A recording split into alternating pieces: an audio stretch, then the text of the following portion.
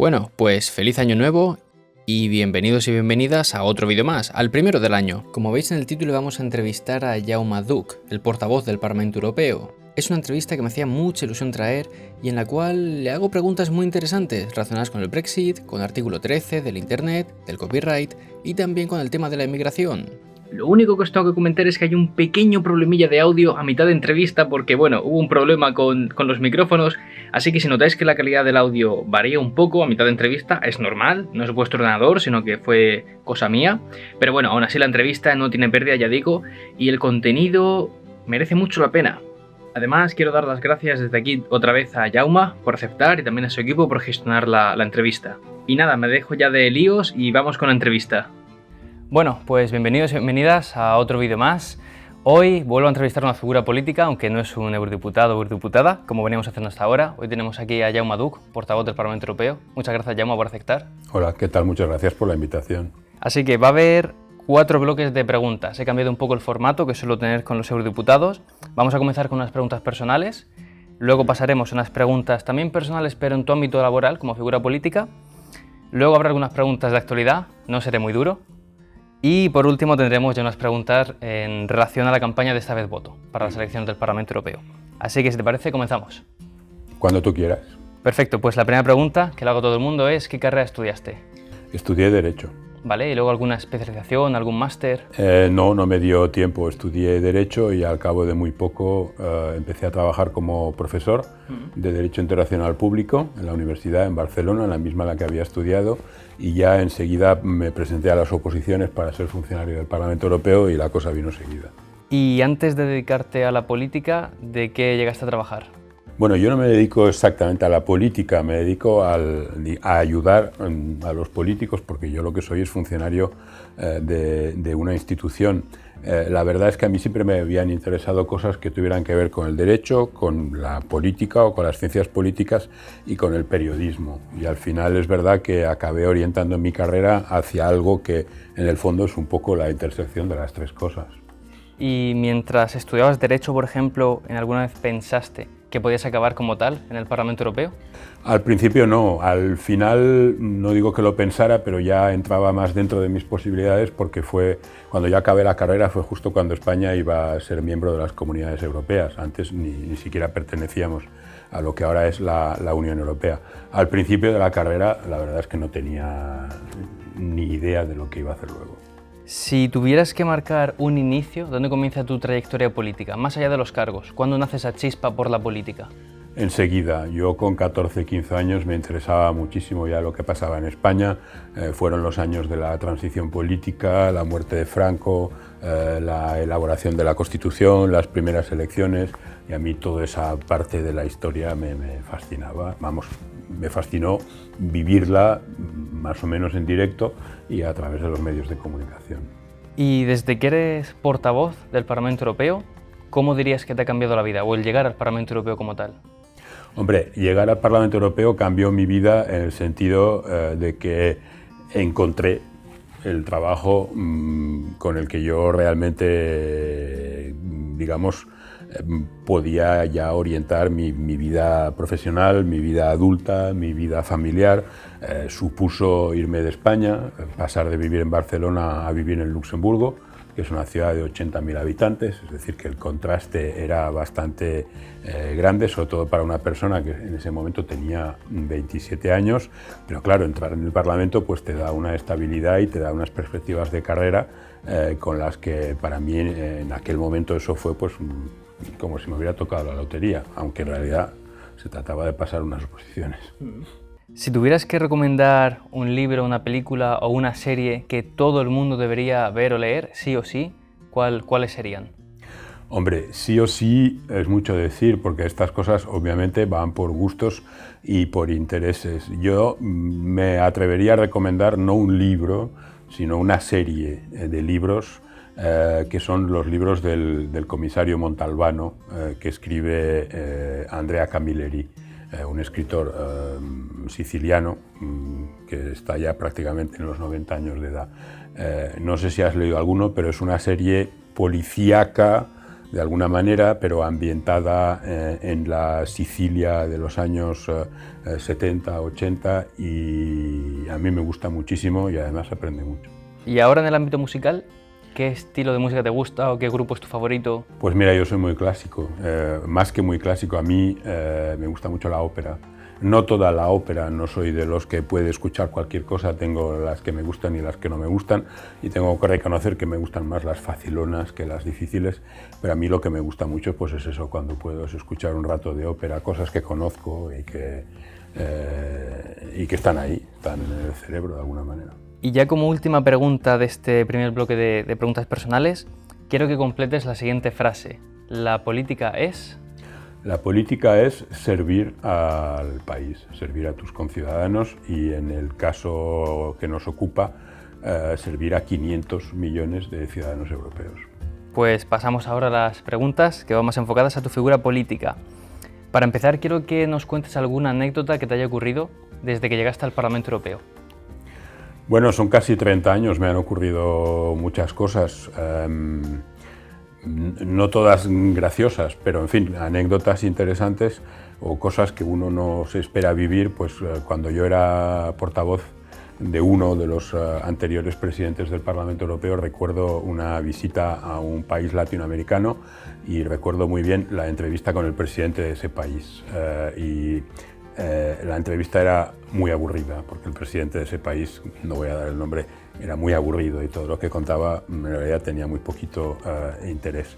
Acabábamos de llegar, con lo cual teníamos todos un cierto jet lag, y el problema fue que durante la entrevista el presidente del Parlamento Europeo se nos quedó dormido delante del presidente de la República, y bueno, me tocó tirar mi carpeta al suelo y el bolígrafo y empezar a hacer ruido para despertar al presidente del Parlamento, sin que el otro, que yo creo que no se dio ni cuenta, pues sin que el otro viera nada especial, excepto que se me estaba cayendo todo.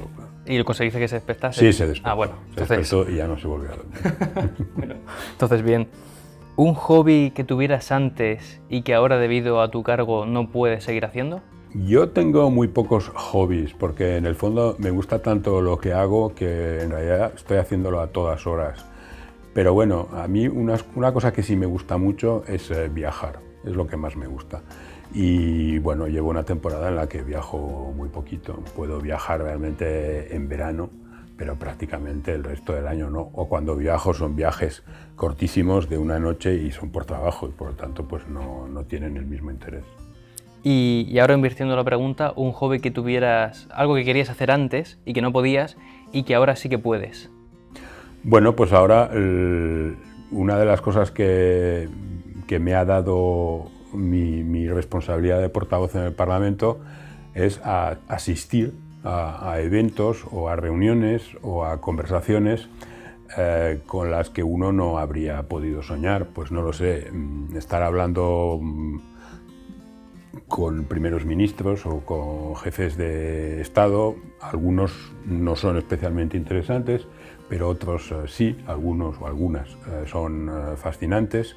La posibilidad, por ejemplo, de haber asistido en Oslo a la ceremonia en la que se concedió el Premio Nobel de la Paz a la Unión Europea. Bueno, claro, cuando yo tenía 15, 20, 25 años, si me hubieran dicho que hubiera asistido a una ceremonia del Premio Nobel, pues no me lo habría creído.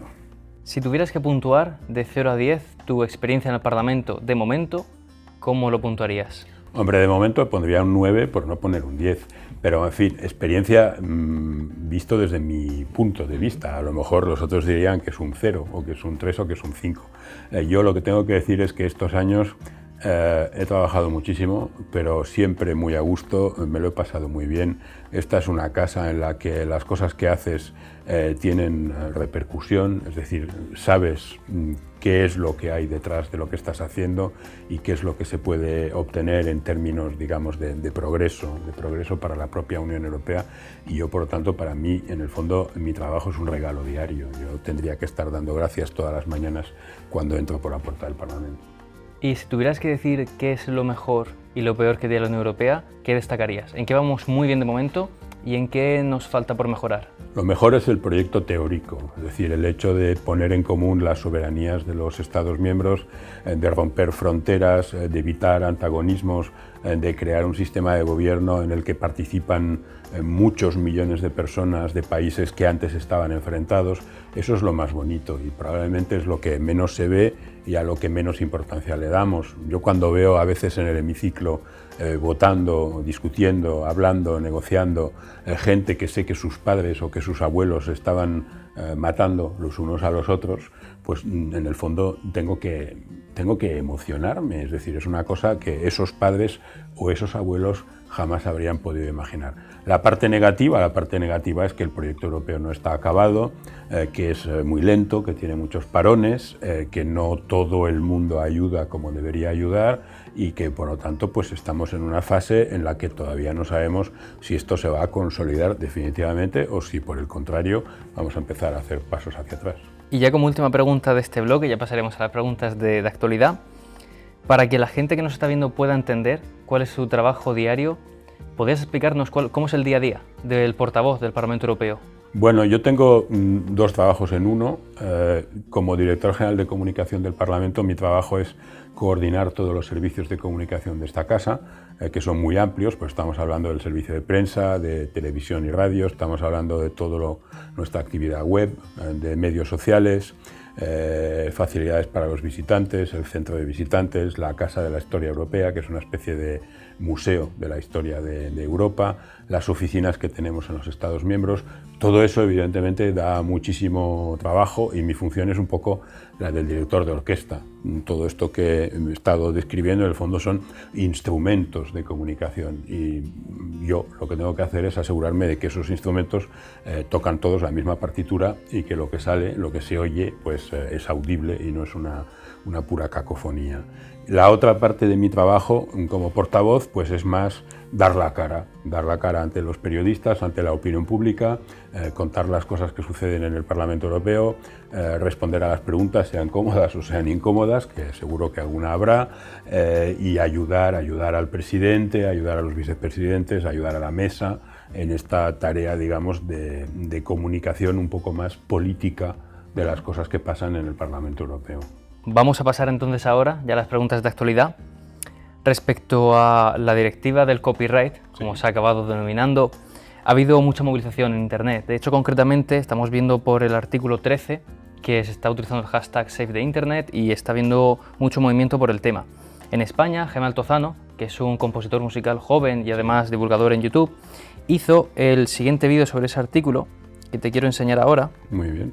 Algunos creadores dentro de la Unión Europea dejarán de crear contenido y otros, de fuera de la Unión, serán bloqueados dentro de Europa y no los podréis ver. Lo que van a sacar no es una ley, es una directiva. Y esta directiva va a determinar la dirección en la que en los próximos 2 años países de la Unión Europea van a tener que legislar ciertos aspectos de la propiedad intelectual. Hasta ahora esto estaba regulado por la e-commerce directive, que decía que si yo cojo y subo una película que no es mía a YouTube, pues yo estoy cometiendo un delito, pero no YouTube. YouTube no estaba cometiendo el delito. Pero algunos aspectos de la e-commerce directive van a ser actualizados por la Directive on Copyright. En concreto vamos a hablar del artículo 13, que dice que plataformas como Twitch, YouTube, Facebook, Twitter, Instagram, etc. son las responsables de dejar que sus usuarios suban contenido con copyright y que tienen que implementar filtros de detección para no dejar que se publiquen las cosas que tienen copyright. Vale, pues eso por un lado, pero no solo eso, sino que el filtro, por ejemplo, no detecta cuando estás subiendo una película entera o cuando has subido un fragmento de 8 segundos dentro de un vídeo en el que estás haciendo un análisis didáctico de una película que esté permitido por la ley. Y me diréis, vale, pues entonces, si todos estos filtros ya existían, ¿qué va a cambiar? Pues que la directiva esta va a hacer culpables a Twitter, Facebook, YouTube, Instagram de cuando esos filtros no funcionen. Antes la culpa era del usuario que infringía el copyright, ahora la culpa es de la red social. Y por tanto, las redes sociales van a tener que hacer que esos filtros funcionen mucho más agresivamente, muchísimo. Pero ahora un profesor se pone a explicar lo que lleva 20 años explicando en sus clases a el mundo a través de internet y lo empiezan a consumir cientos de miles de personas gratuitamente. Eso es algo positivo y productivo para la sociedad. Y desincentivar este tipo de cosas es un retroceso para la cultura. Pero este sistema de que todo lo que todo el mundo suba a internet pase por unos filtros tan agresivos va a ser una catástrofe. Yo solo os quería informar de esto, porque es una conversación que hay que tener. Se está decidiendo el futuro del internet dentro de la Unión Europea y no se está hablando lo suficiente de este tema.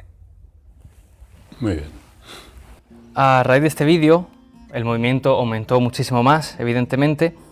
Entonces yo quería preguntarte, tras ver este vídeo, ¿el artículo 13 realmente va a marcar el final de Internet como lo conocemos? ¿Va a acabar con que muchos creadores de contenido en YouTube dejen de crearlo? Bueno, primero vamos a ver cómo va a acabar el propio artículo 13, porque falta la decisión definitiva. Pero tal como está redactado en este momento, el artículo 13 no acaba para nada con Internet y de hecho no hay nada que pueda acabar con Internet. Ni el artículo 13, ni ningún otro artículo, ni ninguna directiva de la Unión Europea. El fundamento del artículo 13 es proteger la creación.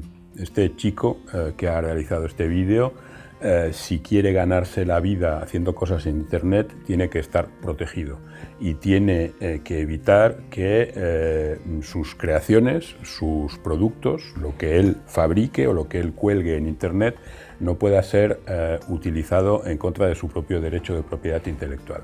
A eso es lo que va fundamentalmente el artículo 13 y la directiva. Aquí de lo que se trata, y él lo cuenta muy bien, es de responsabilizar a las plataformas. Hasta ahora las plataformas han hecho un poco con Internet lo que han querido y en algunas ocasiones con una posición dominante que en el fondo ha ido en contra de los intereses no ya de los propios consumidores de Internet, de los internautas, sino sobre todo de la gente que puede utilizar Internet como un medio de trabajo, como una manera de ganarse la vida.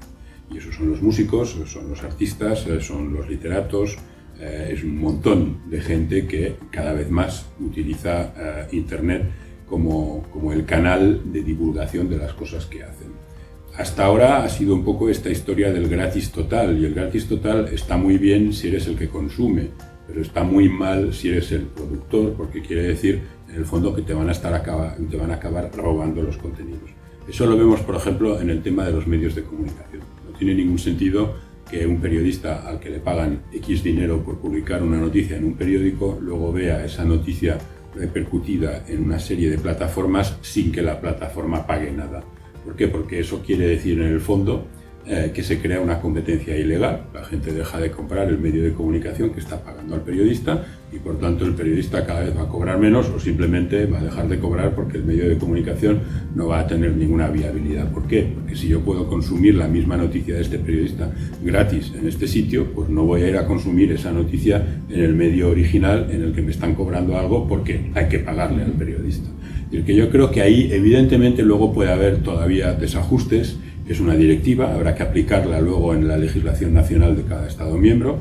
Eso puede permitir arreglar algunas cosas que no estén del todo claras o que no hayan sido bien entendidas, pero pensemos también que aquí, sobre todo, de lo que se trata es de respetar los derechos de todo el mundo. Los derechos de los internautas, sí, por supuesto, los derechos de los productores, y no me estoy refiriendo a grandes productores, me estoy refiriendo a gente como la que ha grabado este vídeo, y las plataformas, pero sabiendo que venimos de una situación en la que las plataformas no necesariamente han respetado los derechos de las demás, y además hemos visto también en estas últimas semanas y meses como en el fondo las plataformas lo que han querido es un poco lanzar a los propios internautas a defender no ya los intereses de esos internautas, sino los intereses de las plataformas. Y luego hay un tema que yo creo que necesitará mucha más aclaración, que es el tema de los filtros. Porque la legislación que aprueba el Parlamento Europeo es una legislación en la que se prohíben filtros automáticos, se prohíben filtros basados en algoritmos. ¿Por qué? Porque eso es lo que puede producir lo que él explicaba, es decir, que fragmentos de películas o cosas que en el fondo ya se ve que no son ninguna apropiación indebida de nada, no pasen el filtro. Eso se tiene que hacer. Las plataformas tienen que tomarse muy en serio el sistema por el que van a detectar lo que no puede circular con lo que sí puede circular, que es probablemente el 90 y pico% de las cosas que circulan ahora. Perfecto. Muy interesante la respuesta, seguro que ayuda mucho a clarificar un poquito más este tema. Espero, es lo que espero yo. Vamos con la siguiente pregunta de actualidad, va sobre el Brexit. Sí. Esto estaba claro que iba a caer. Evidentemente vemos que ya estamos yendo a contrarreloj. De hecho, esta misma mañana he visto que ya quedan 100 días exactamente, que es una fecha que se utiliza mucho en política. Y bueno, vamos, como decía, un poco contrarreloj. La situación sigue un poquito tensa según el día, según como caiga. Hemos visto a Theresa May retrasando la votación, hemos visto que ha superado una moción de confianza. Parece que finalmente en enero va a tener lugar esa votación que se había atrasado. Y al fin y al cabo todavía seguimos atascados un poco en este asunto. Entonces, Yo quería preguntarte, ¿cuál sería el escenario ideal para la Unión Europea? Es decir, con todo lo que ha pasado hasta ahora, ¿cuál sería el desenlace utópico desde el punto de vista de la Unión Europea? Para mí el desenlace, utópico o no utópico, no lo sé. El mejor desenlace posible es que no hubiera Brexit. El Brexit es un mal negocio para todos. Es un mal negocio particularmente para el Reino Unido, y cuando hablo del Reino Unido me refiero sobre todo a los ciudadanos del Reino Unido, a la gente. El Brexit para la gente es una muy mala noticia porque quiere decir que van a perder derechos, que van a perder oportunidades, que van a perder una parte de la protección que en este momento tienen. Y eso obviamente los va a perjudicar.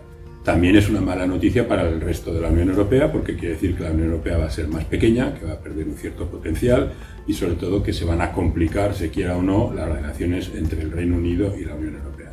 Por lo tanto, la mejor salida posible a la situación actual, ¿cuál sería? Sería que el Brexit no se produjera. Dicho esto, no sabemos lo que va a pasar. En principio, si esta situación que tú describes muy bien como una situación de confusión y donde en el fondo no se sabe todavía muy bien qué es lo que el propio gobierno británico quiere realmente o qué es lo que el Parlamento británico va a aceptar o no va a aceptar, si eso sigue así, el 29 de marzo es una fecha guillotina, es decir, que haya acuerdo o no haya acuerdo, el 29 de marzo es el último día en el que el Reino Unido va a ser miembro de la Unión Europea. A partir de ahí, si hay un acuerdo, habrá lo que se llama una salida ordenada y si no hay acuerdo, van a salir de la Unión Europea de manera radical de un día para otro. Vamos a ver, no sabemos al final si va a existir este acuerdo o no. Hay una propuesta encima de la mesa, para la Unión Europea es la mejor propuesta posible, pero en el Reino Unido sigue habiendo una discusión en la que, insisto, no se acaba de ver muy bien tampoco qué es lo que quieren. De acuerdo. Entiendo entonces que si hubiera una posibilidad de que el Reino Unido diera marcha atrás, la Unión Europea la aceptaría. Pues a través de unas elecciones, un segundo referéndum. Yo creo que sí. Es una cosa que no se dice mucho en público porque en el fondo estamos hablando de una hipótesis que por ahora no se da y que no sabemos si se va a dar. Pero yo creo que si el Reino Unido diera marcha atrás, con referéndum o sin referéndum, al principio eso crearía un cierto lío, porque en el fondo ya también la propia marcha atrás es complicada, pero yo creo que al final ganaría la voluntad de integrar, que al fin y al cabo es para lo que sirve la Unión Europea. Eso sí, supongo que nadie querría integrar a un Reino Unido que vuelve, digamos, sin haber aprendido la lección. Tiene que ser un Reino Unido que haga también un poco su propia reflexión sobre lo que han sido estos 2 años y que si vuelva con la plena intención de cooperar y no de estar con un pie dentro y un pie fuera. Vamos ya con la última pregunta, la parte de actualidad. El Eurobarómetro que salió en abril, que iba enfocado al tema de la inmigración, que va a ser uno de los temas candentes para estas elecciones, saldó con un gráfico muy revelador. El gráfico es este de aquí, sí. Y se le pidió a la ciudadanía europea que dijera qué porcentaje de población inmigrante está viviendo en su país. Lo interesante no es que la situasen de media en la Unión Europea en el 17%, sino que la realidad es que se sitúa cerca del 7%. Es decir, no somos conscientes de la cantidad de inmigración que tenemos en nuestros países y la situamos incluso en el doble. Creemos que hay mucha más gente de la que no hay ahí. Exacto. ¿Qué crees que está fallando para que esto ocurra? ¿Son los partidos políticos? ¿Es el Parlamento o la Unión Europea en general como sistema? ¿Son los medios de comunicación? Está fallando un poco todo, pero sobre todo no es que esté fallando. Lo que estamos viendo es que hay una parte de las fuerzas políticas europeas, en algunos países más que en otros, que están utilizando el tema de la inmigración como un arma política. La empezaron a utilizar ya hace muchos años, eso se incrementó muchísimo con la crisis del 2015, cuando por la guerra de Siria llegaron más de 1 millón de refugiados a la Unión Europea en unas pocas semanas, y aunque en este momento estamos en una cifra de llegadas que no llega ni al 10% de lo que era en el 2015, seguimos discutiendo como si estuviéramos en la situación del 2015. ¿Por qué? Pues porque hay un interés político en debatir el tema de la inmigración, porque es un tema en el que, pues sí, una parte del espectro político encuentra un caladero de votos mucho más fácil que con otro tipo de políticas. pero es verdad. Es decir, vamos a ver, estamos hablando, por ejemplo, de que con la crisis a la que me refería en el 2015 llegaron, supongamos, pues eso, 1 millón, 1,5 millones de personas. Si los Estados miembros hubieran aceptado las propuestas de la Comisión Europea y del Parlamento Europeo para redistribuir de manera proporcional a esos refugiados, habríamos tenido una cuota de 1 refugiado cada 500 personas. ¿Cuál es el impacto de un refugiado cada 500 personas?